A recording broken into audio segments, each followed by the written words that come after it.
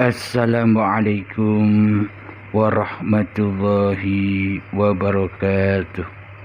Alhamdulillahirabbil alamin.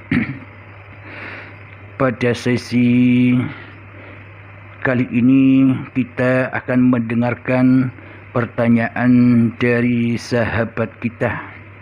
Silahkan kita perdengarkan bersama. Bismillahirrahmanirrahim. Assalamualaikum warahmatullahi wabarakatuh. Nama saya Mat, tinggal di Selangor. Saya telah mengikuti banyak syarahan daripada Kamas. Di sini saya ingin menanyakan satu soalan. Setelah kita bermakrifat, adakah perlu kita menjalani rukun Islam seperti ibadat solat, ibadat puasa, ibadat haji dan lain-lain? Saya mohon Kamas dapat memperjelaskan dan memahamkan kepada sahabat-sahabat pada soalan saya ini. Terima kasih. Alhamdulillahirabbil alamin. Pada inti pertanyaannya adalah, bila kita sudah bermakrifat, apakah kita tidak perlu bersyariat lagi, tidak perlu sholat lagi, tidak perlu puasa lagi, tidak perlu berzakat lagi, tidak perlu haji dan umroh lagi? Inilah simpel dari pertanyaannya. Alhamdulillahirabbil alamin. Bismillahirrahmanirrahim. Wa ma khalaqtul jinna wal insa illa liya'budun. Tidak aku ciptakan jin dan manusia hanyalah supaya mengabdi kepadaku. Shadaqallahul azim.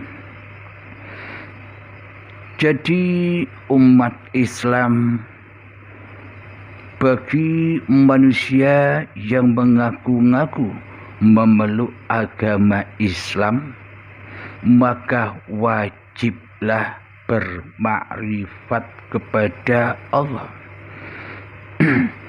Karena awwaluddin ma'rifatullah. Karena suatu agama di sisi Allah itu yakni mengenal Allah.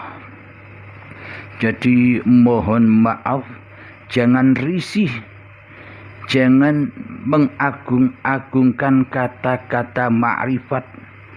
Karena makrifat itu hanyalah bahasa Arab, yang mana artinya makrifat itu tahu, mengenal, dan bertemu Allah, zat yang disembah, zat yang diabdi oleh seluruh manusia. Jadi manakah mungkin, malah mungkin bila kita tidak mengenal Allah, tidak pernah bertemu Allah, tidak pernah berjumpa Allah, bagaimana kita dikatakan bisa mengabdi kepada Allah?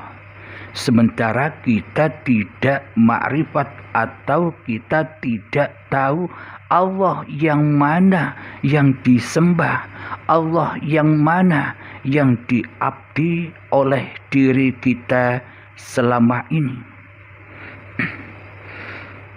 Jadi sebelum kita mengerjakan suatu ibadah atau sholat tanpa kita mengenal Allah, apakah itu dikatakan ibadah?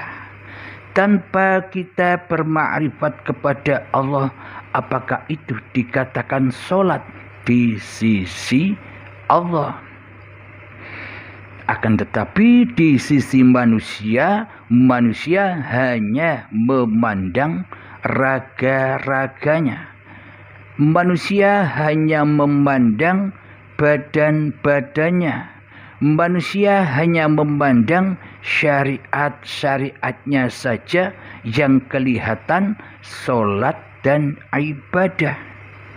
Akan tetapi kita semua selama ini tidak mengedepankan ma'rifat, tidak mengedepankan tahu dan mengenal siapa sebenarnya zat yang maha disembah dan diabdi itu. Selama ini kita beragama Islam hanyalah ikut-ikutan saja, hanyalah kebudayaan saja agar diakui oleh manusia kita sudah beragama, kita sudah berislam, kita sudah melaksanakan syariat-syariat Islam. Semua itu hanyalah di sisi kemanusiaannya saja. Akan tetapi tengoklah hati kita, hayati hati kita. Selama ini kita sudah mengenal Allah apa tidak?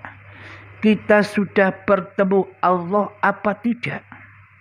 Bagaimana mungkin kita bisa mengenal Allah?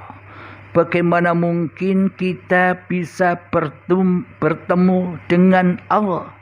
Bagaimana mungkin kita bisa berjumpa dengan Allah sementara Allah selama ini gaib bagi kita, sementara Allah selama ini tiada bagi kita?